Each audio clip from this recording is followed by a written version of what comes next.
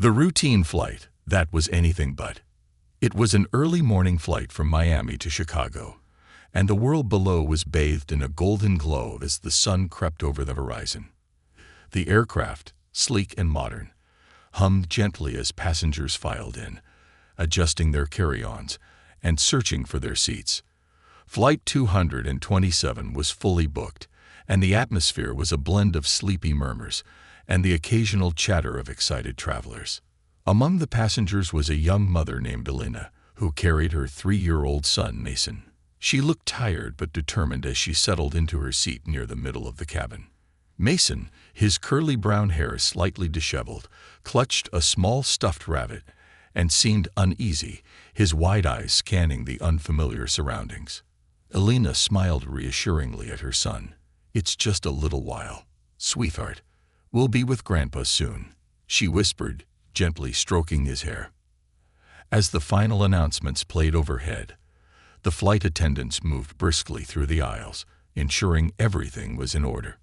One of them, Charlotte, a tall, impeccably dressed woman in her late 30s, had an air of efficiency about her.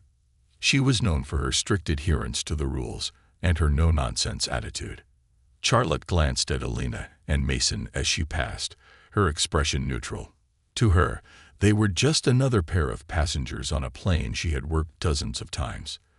The flight was routine, and she intended to keep it that way.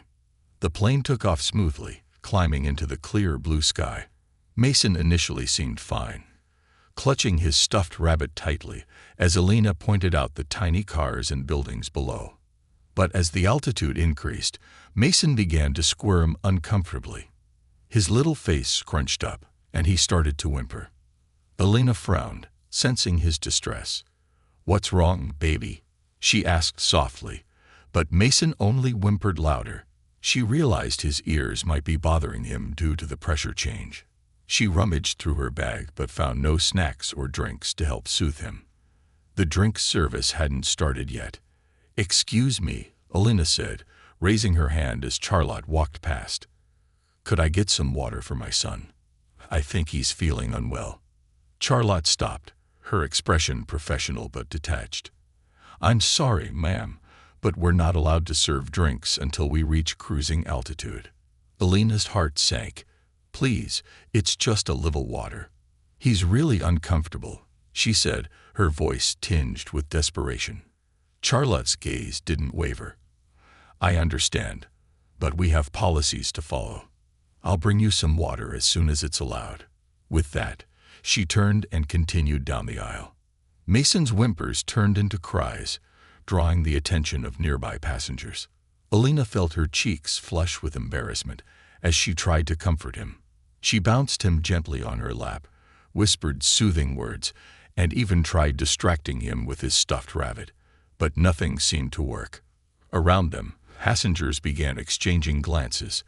Some sighed audibly, while others tried to drown out the noise with headphones.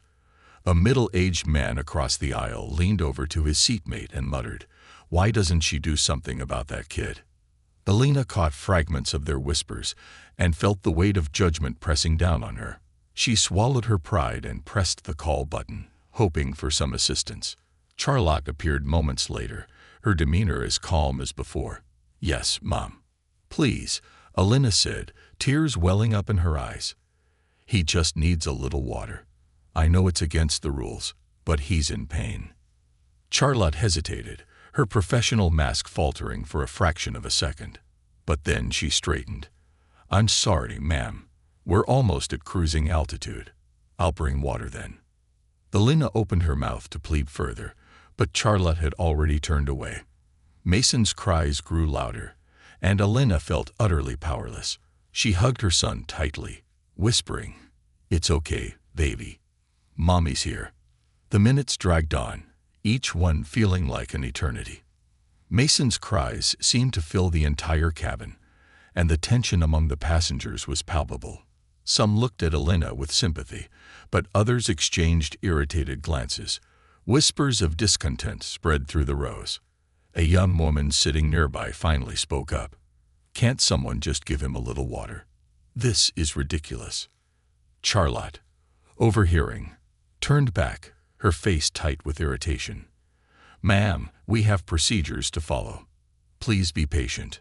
"Procedures?" The woman shot back. "That child is crying. Do you think a few sips of water are going to break your rules?"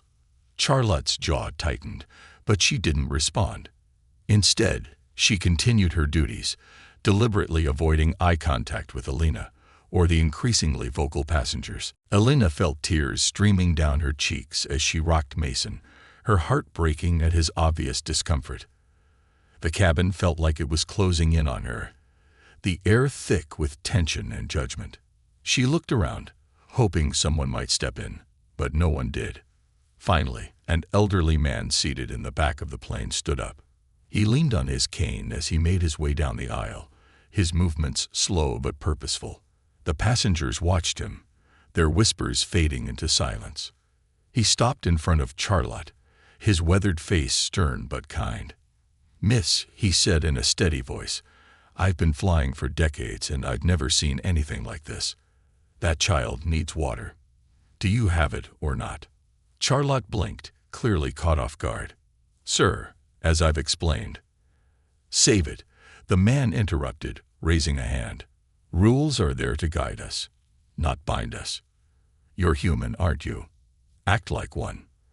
The cabin erupted in murmurs of agreement. Passengers began nodding and speaking up, their voices rising in unison. Charlotte looked around, her composure faltering as the weight of their collective disapproval bore down on her. Alina looked up at the elderly man, her eyes filled with gratitude. She didn't know who he was, but his intervention felt like a lifeline. For the first time since the flight began, she felt a glimmer of hope, the catalyst of change. The cabin was alive with murmurs and restless movements as the elderly man stood firmly in the aisle, his cane planted in front of him like a marker of unshakable resolve. The passengers' attention was locked on the confrontation brewing between him and Charlotte, the flight attendant who seemed frozen in place. The tension was thick, and for the first time, it was clear that the silent majority of passengers were no longer content to sit quietly. "Young lady," the elderly man began again, his voice calm but carrying the weight of a lifetime of experience. "You're not just a stewardess here. You're a representative of this airline, and more importantly, a human being. That child's been crying for nearly half an hour. Don't you think it's time to stop hiding behind your rules and do what's right?" Charlotte's lips tightened into a thin line. She looked around, her composure faltering under the scrutiny of dozens of eyes. "Sir, I understand your concern," she said, her voice strained, "but I have procedures to follow. I'll be happy to assist once we're at cruising altitude." The man raised an eyebrow, unimpressed. "Cruising altitude? Do you even hear yourself? That's a thirsty child back there, not an emergency manual to follow. Do you really think anyone on this plane would object to you bending the rules just a little?" The murmurs grew louder, punctuated by nods of agreement and quiet exclamations like, "He's right," and "Just give the boy some water." A woman seated in the front row leaned into the aisle and added, "I've got a bottle of water in my bag. Can I just give it to her?" Charlotte turned to face her, startled by the directness of the offer. I can't allow that," she stammered. "Passengers aren't permitted to distribute food or drinks without authorization." The woman folded her arms, her eyebrows knitting in frustration. "So, we're just going to let a little boy cry himself sick because of some bureaucratic nonsense? You've got to be kidding me." Meanwhile, Alina sat hunched over in her seat, her face buried in her son's hair. Mason's cries had become softer but no less pitiful, his small body trembling with exhaustion. She felt utterly helpless, caught between the judgment of some passengers and the pity of others. She hated the spotlight this had brought upon her and Mason, but she had no other choice. She had already asked, begged, and pleaded. What more could she do? The elderly man wasn't finished. He straightened as much as his age would allow and looked Charlotte square in the eyes. "If you're not going to do what needs to be done, then maybe you're in the wrong job. Compassion isn't optional, young lady. It's a requirement, especially in your line of work." The cabin fell silent, the man's words resonating with everyone present. Charlotte blinked rapidly, the weight of his words sinking in. She wasn't just a rule enforcer. She was part of an experience that passengers depended on, especially during moments of vulnerability. Yet here she was, failing to rise to the occasion.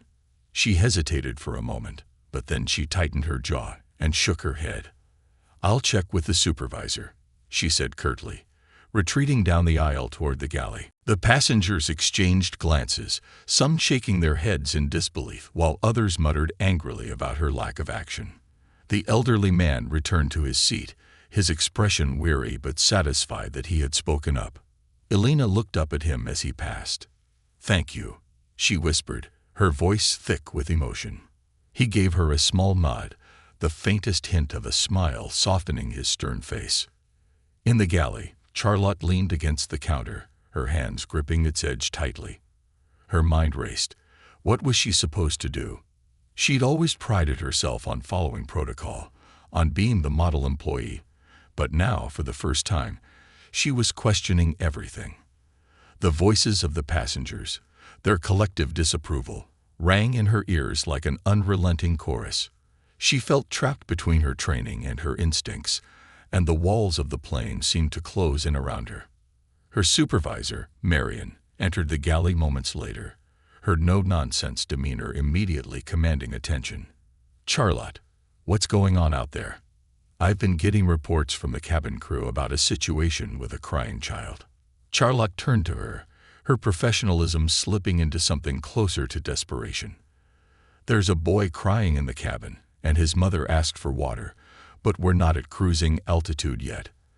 I've been trying to explain the rules, but—" "Enough," Marion interrupted, holding up a hand.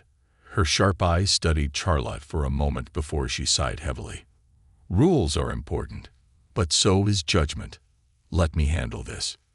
Marion grabbed a bottle of water from the storage compartment and walked briskly down the aisle.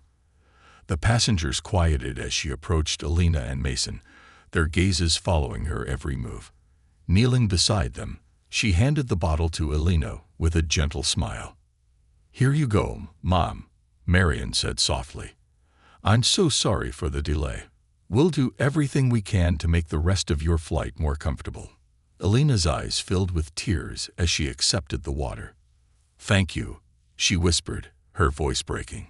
She quickly opened the bottle and helped Mason take a few small sips. Almost immediately, the boy's cries subsided into quiet sniffles. He rested his head against his mother's chest, finally soothed. The passengers erupted into applause, the tension in the cabin dissolving like a cloud dissipating in the sun. Some cheered quietly, while others simply nodded in approval, their faces relaxing for the first time since the ordeal began. Charlotte remained in the galley, listening to the applause from a distance. Her heart sank. She knew the applause wasn't for her. If anything, it was a resounding critique of her failure to act when it mattered most. Marion returned to the galley, her expression unreadable. She stood before Charlotte, arms crossed. "We'll talk about this after the flight," she said firmly, but not unkindly. "For now, get back out there and do your job." Charlotte nodded, swallowing hard before stepping back into the cabin. She could feel the passengers' eyes on her as she resumed her duties, their gazes heavy with judgment and disappointment. For the first time in her career, she felt the sting of failing to live up to the responsibility she carried. Back in her seat, Elena held Mason close, her heart finally beginning to settle. She stroked his hair and whispered soothing words, grateful that he was finally at peace. She looked out the window at the endless blue sky, feeling a strange mix of relief and exhaustion. But for Charlotte, the flight was far from over. As she moved through the cabin, handing out snacks and drinks, she couldn't escape the whispers and glances. The passengers might have moved on, but the weight of her actions, or lack thereof, still hung heavy in the air. The flight had become more than just a journey from Miami to Chicago. It had become a lesson, not just for Charlotte but for everyone on board, about the importance of compassion, the courage to speak up, and the power of a single act of kindness to change the course of events. The reckoning in the sky. The applause in the cabin had long since faded, but its echo remained in Charlotte's mind like a relentless drumbeat. She moved down the aisle mechanically, handing out drinks and snacks, avoiding eye contact with passengers. Her once proud demeanor was gone, replaced by an uncharacteristic hesitance. She felt like a shadow of herself, her confidence chipped away by the events of the last hour. In the middle of the plane, Alina sat with Mason, who was now sleeping soundly against her chest. His small hands clutched the stuffed rabbit, and his tear-streaked face was finally peaceful. Alina gazed out the window, trying to lose herself in the endless blue expanse of the sky, but her thoughts kept circling back to the confrontation. The humiliation, the helplessness, and the eventual relief. It all swirled in her mind, leaving her emotionally drained. Passengers were beginning to settle back into their routines, though the air was still heavy with unspoken tension. The elderly man who had confronted Charlotte earlier remained seated, his hands resting on his cane. He observed her carefully as she passed, his piercing eyes a silent reminder of the moment she had been forced to face her shortcomings. The supervisor's decision. In the galley, Marion, the flight supervisor, reviewed the situation in her mind. She had been in the aviation industry for over 20 years and had seen her fair share of difficult moments, but this one stood out. It wasn't just the crying child or the water. It was the way the situation had escalated, how it had drawn the entire cabin into a shared frustration. She sighed and reached for the intercom, her fingers hovering over the button before deciding against it. Instead, she made her way down the aisle, stopping near Charlotte, who was handing a cup of juice to a passenger. "Charlotte," Marion said softly but firmly, "I need to speak with you." Charlotte froze, the cup of juice trembling slightly in her hand. She nodded, setting down her tray and following Marion back to the galley. The passengers watched them go, their whispers resuming the moment the two women disappeared behind the curtain. Marion turned to face Charlotte, her expression unreadable. "I want you to tell me, in your own words, what happened back there." Charlotte hesitated, her mind racing. She felt the weight of every mistake pressing down on her. "I was following protocol," she began, her voice weak. "We're not supposed to serve drinks until cruising altitude and—" Marion held up a hand, cutting her off. "Protocol is important, yes, but it's not absolute. You're not a robot, Charlotte. You're a flight attendant, and part of your job is to make judgment calls. Tell me, what do you think you should have done differently?" Charlotte looked down at her hands, unable to meet Marion's gaze. The truth was clear, but saying it aloud felt like admitting a failure too great to recover from. "I should have given the water earlier," she said finally, her voice barely above a whisper. "I should have acted sooner." Marion nodded, her expression softening slightly. "Good. Acknowledging your mistake is the first step. But understanding why you made that mistake is just as important. Why did you hesitate?" "I was afraid," Charlotte admitted.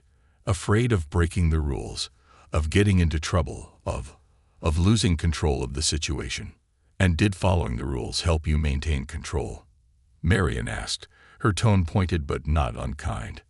Charlotte shook her head, tears welling in her eyes. "No, it made everything worse." Marion placed a hand on her shoulder, her voice firm but gentle. "Charlotte, you're a good flight attendant. I've seen you handle difficult situations before, but today you let fear and rigidity cloud your judgment. I need you to remember that this job isn't just about enforcing rules. It's about serving people, understanding their needs, and responding with empathy. Do you understand?"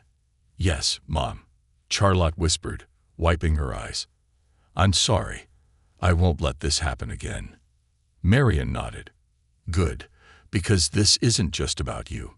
It's about the trust passengers place in us to care for them, especially when they're vulnerable. You have to earn that trust back." A mother's reflection. As the flight continued, Alina leaned back in her seat, her hand resting on Mason's head. She felt a deep sense of relief that her son was finally at peace, but the emotional toll of the ordeal lingered. Her mind replayed the moment Marion handed her the water, the wave of gratitude that had washed over her, and the collective support from the passengers. She glanced around the cabin, noticing the subtle changes in atmosphere. Some passengers were chatting quietly, others were engrossed in books or movies, and a few still cast glances toward the galley, where Charlotte had disappeared. Elena felt a strange mix of emotions: gratitude for those who had spoken up on her behalf, frustration at how long it had taken, and a lingering sadness for the judgment she had felt from some of the other passengers. "Are you okay?" The question startled her. She turned to see the elderly man leaning slightly toward her from across the aisle, his eyes kind but serious. Elena managed a small smile. "Yes, thank you. Mason's finally asleep. I'm just relieved it's over." The man nodded, his gaze softening. "You handled that with grace, you know, more than many would have in your position." Tears pricked Elena's eyes, and she quickly looked away, not wanting to break down in front of a stranger. "I just didn't know what else to do. I felt so helpless." "You weren't helpless," the man said gently. "You did everything you could for your son. And sometimes, that's enough." The flight's final stretch.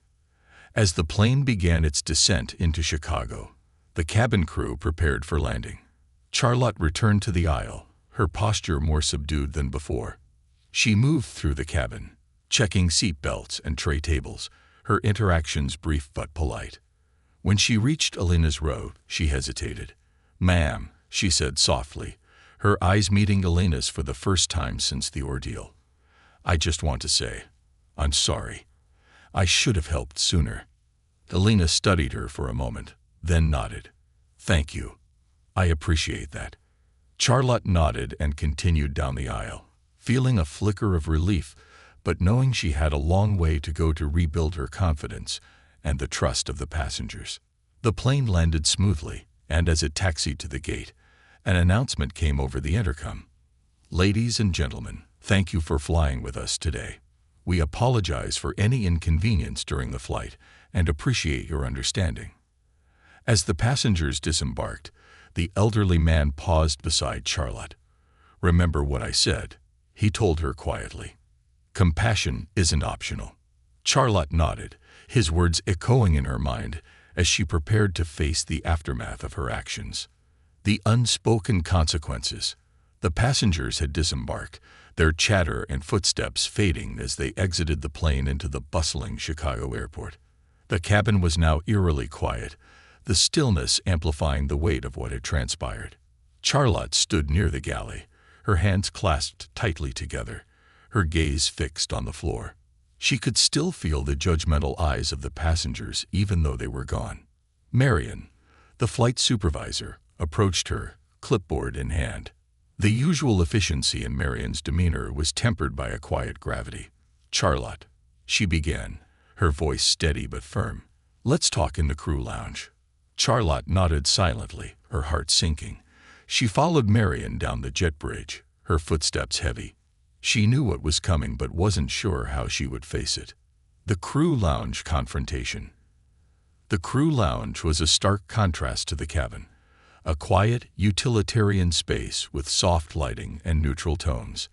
Marion gestured for Charlotte to sit at a small table near the corner. She took the seat opposite, setting down her clipboard with a deliberate motion.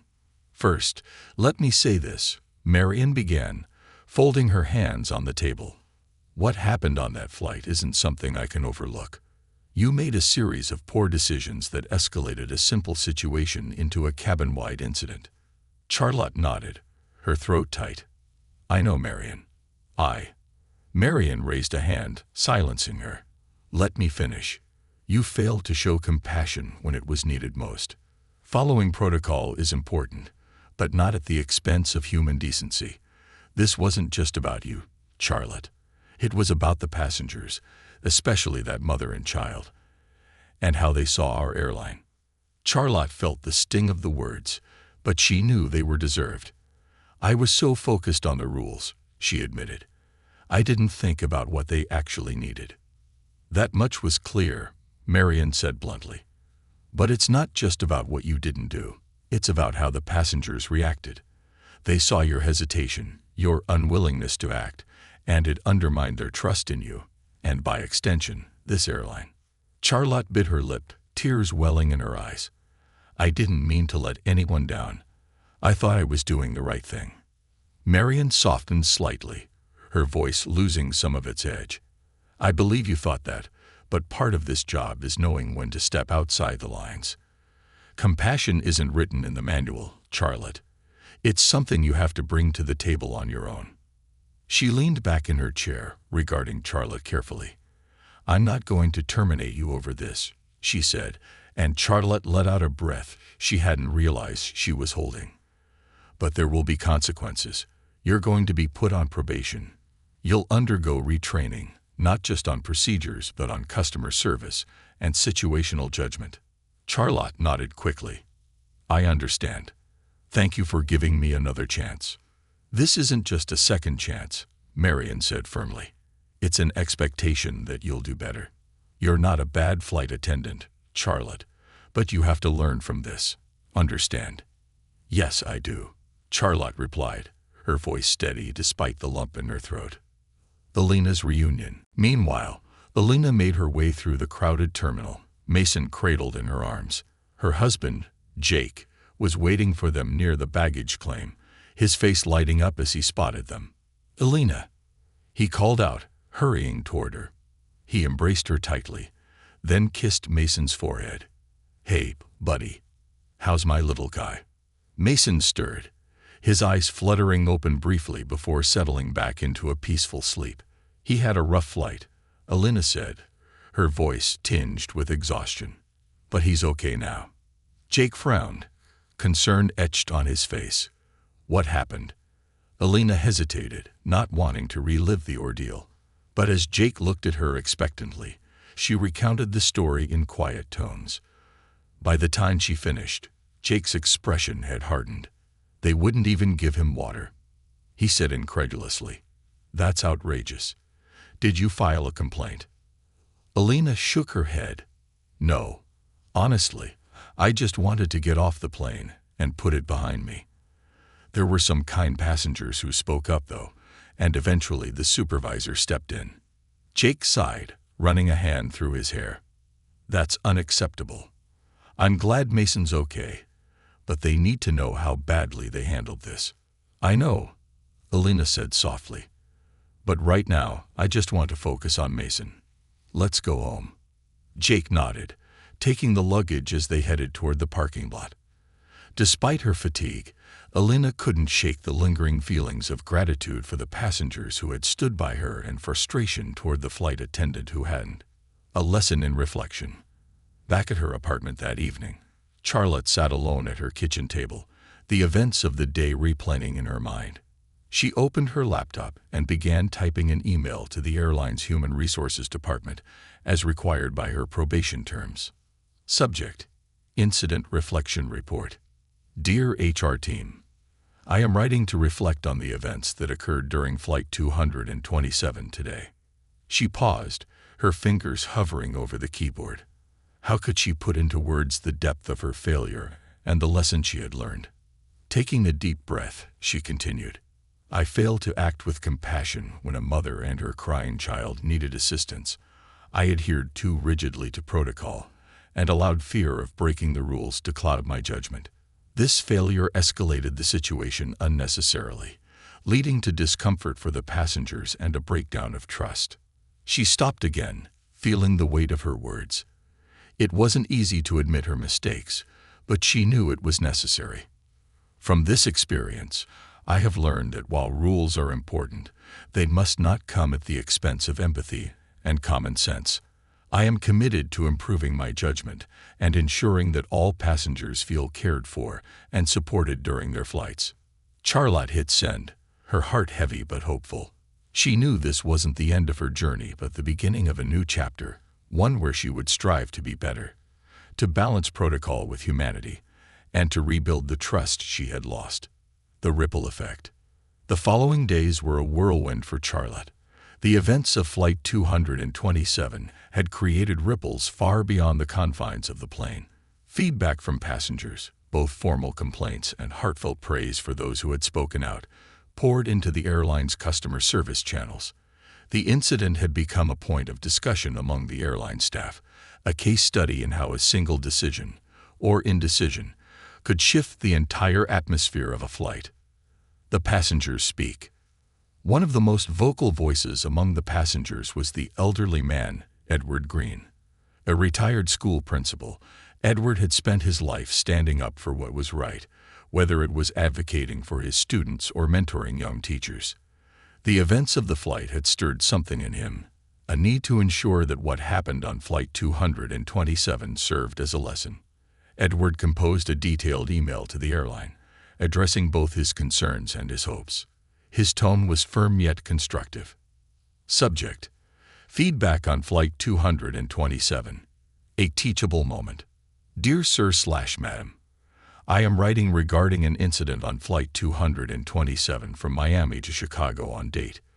While the overall flight was uneventful, a situation involving a crying child and a lack of timely assistance highlighted areas where your team could improve. It is essential to note that while the flight attendant, Charlotte, initially failed to act with empathy, the intervention of your supervisor, Marion, exemplified the leadership and decisiveness needed in such moments. Marion's actions not only resolved the immediate issue, but also restored some trust among the passengers.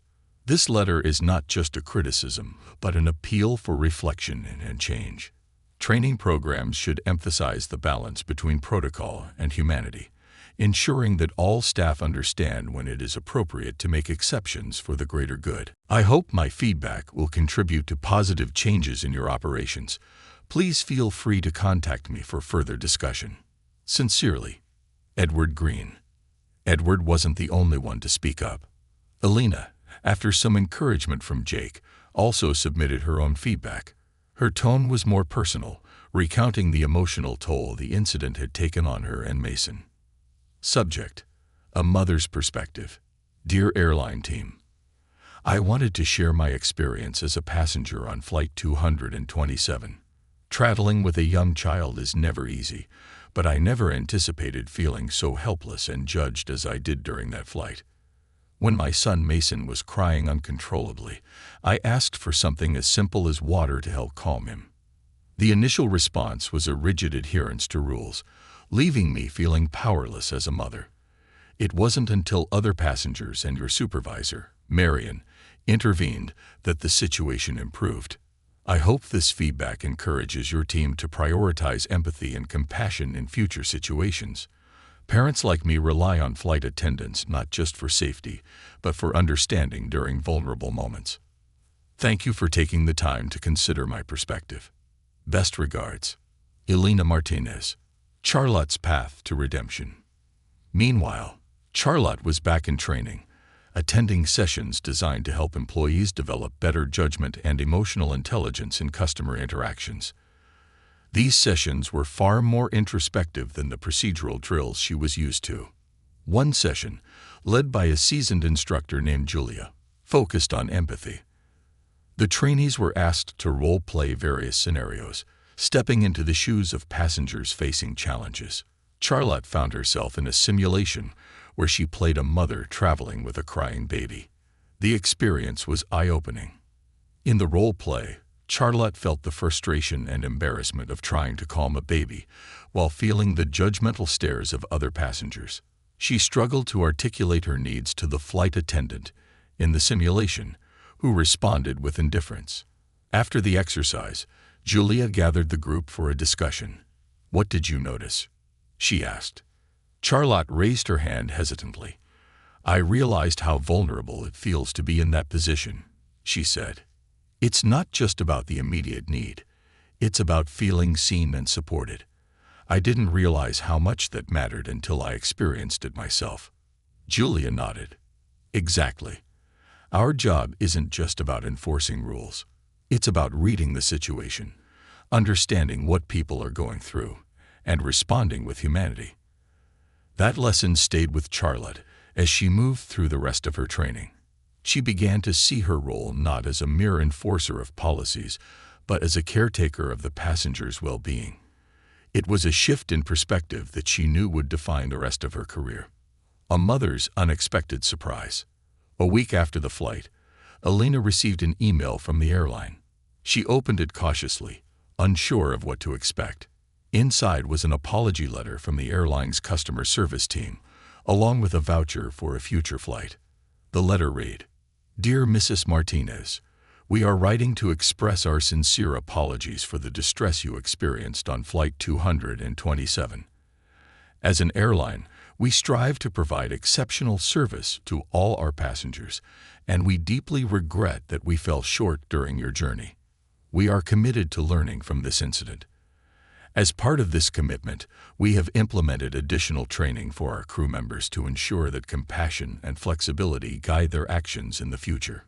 Please accept this travel voucher as a gesture of goodwill. We hope you will give us the opportunity to provide you and your family with a much better experience on your next flight. Sincerely, Customer Relations Team." Elena showed the letter to Jake, who nodded approvingly. "It's a good start," he said, "but let's hope they follow through on their promises." Elena agreed.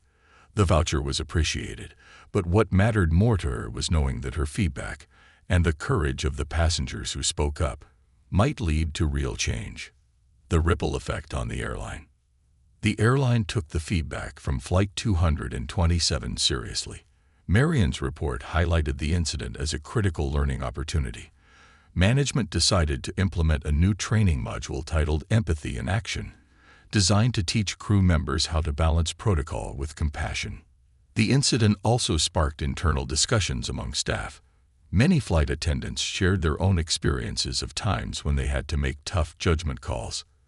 The story of Charlotte's misstep and eventual redemption became a cautionary tale, reminding everyone of the importance of empathy in their roles. A new beginning. Charlotte's probation ended 3 months later. By then, she had completed her retraining and participated in several supervised flights to regain her confidence. On her first unsupervised flight back, she felt a mixture of nerves and determination. As she walked down the aisle, checking seat belts and tray tables, she noticed a young father struggling to settle his toddler into the seat. The child was fussing, his tiny hands reaching for a toy that had fallen to the floor. Charlotte didn't hesitate. She crouched down, picked up the toy, and handed it to the child with a warm smile.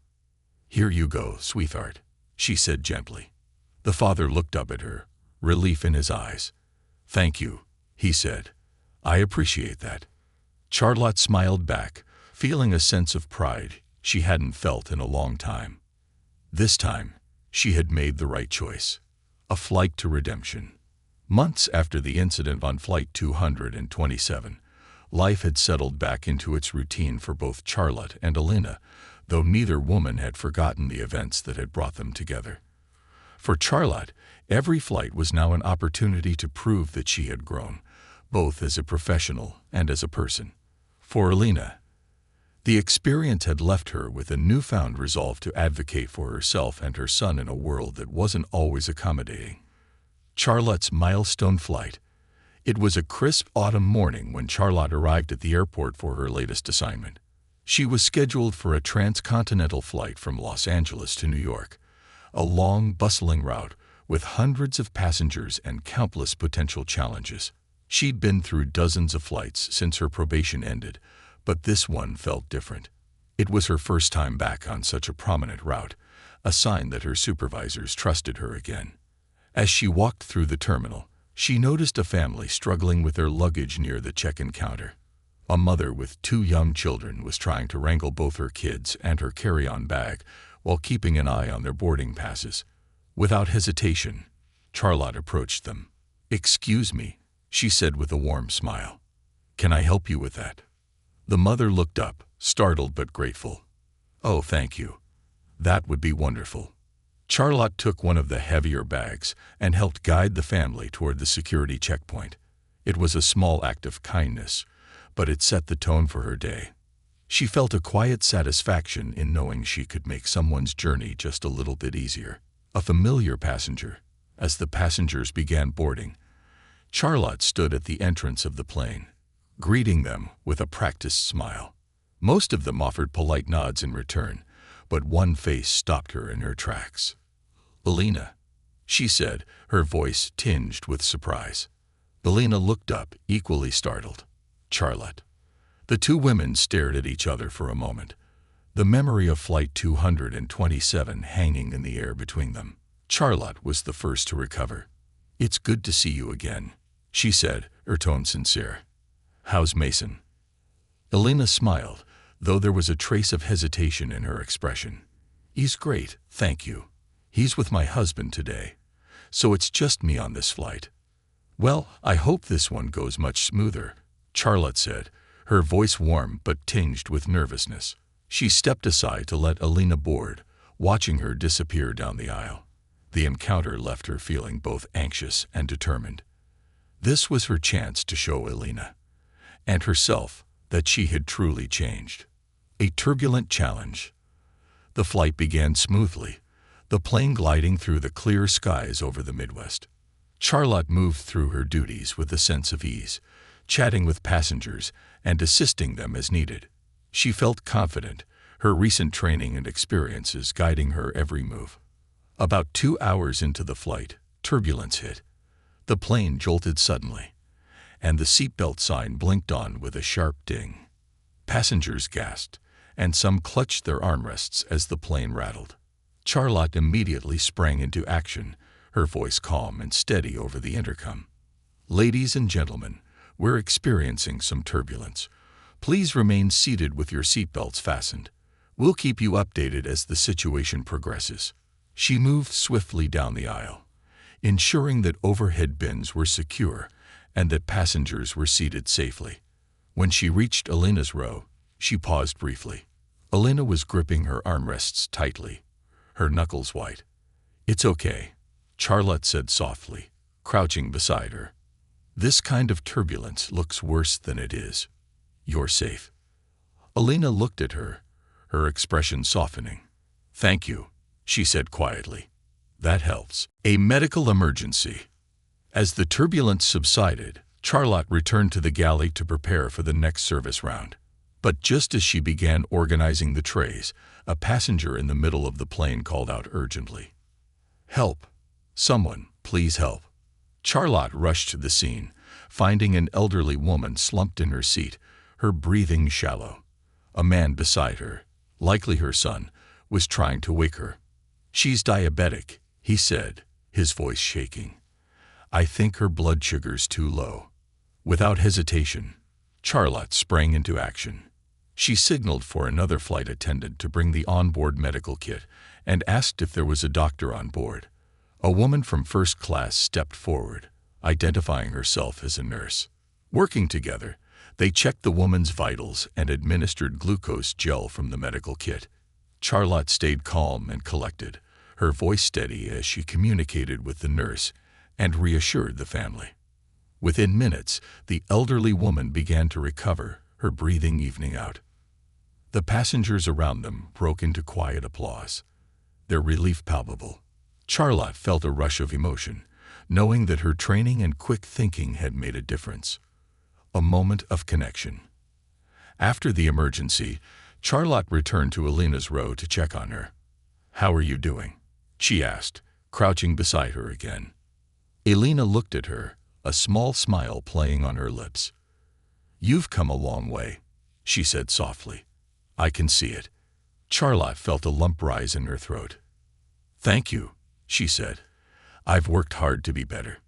"You've shown it today," Elena replied. "And not just to me, to everyone here." For the first time in months, Charlotte felt a genuine sense of pride. She had faced challenges and risen to meet them, proving that she could balance professionalism with compassion. The flight lands. When the plane touched down at JFK, the passengers applauded. A common ritual, but one that felt particularly meaningful this time. Charlotte stood at the front of the plane, thanking each passenger as they disembarked. When Elena reached her, she paused. "Thank you, Charlotte," she said, her voice filled with sincerity. "Not just for today, but for learning and growing. It means a lot." Charlotte smiled, her heart full. "Thank you, Elena," Safe travels. As the last passenger exited, Charlotte felt a sense of closure she hadn't known she needed. This flight wasn't just a routine assignment, it was a moment of redemption, a chance to prove to herself and others that she was capable of change. A journey forward. Months later, Charlotte received a letter from the airline. It was a commendation for her performance during the medical emergency on the flight to New York. Enclosed was a note from Marion. Dear Charlotte, you've proven what I always knew. You're capable of greatness when you let compassion guide you. Keep it up. Best regards. Marion. Charlotte framed the letter and hung it in her small apartment, a daily reminder of how far she had come. She knew she would face more challenges in her career, but she also knew she was ready to meet them with empathy, courage, and grace. As for Elena, she shared her experience on that flight with friends and family, emphasizing how Charlotte's actions had restored her faith in people's capacity for growth. It became a story not of failure, but of redemption, a testament to the power of learning from mistakes and the impact of small acts of kindness. The closing chapter. Recognition and reflection. A week after the flight, Charlotte was summoned to a meeting with Marion at the airline's headquarters. Unlike their previous conversations, Marion's tone was warm, almost celebratory, as she greeted Charlotte.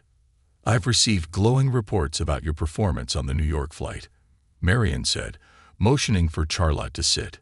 Your handling of the turbulence and the medical emergency demonstrated not only professionalism but compassion.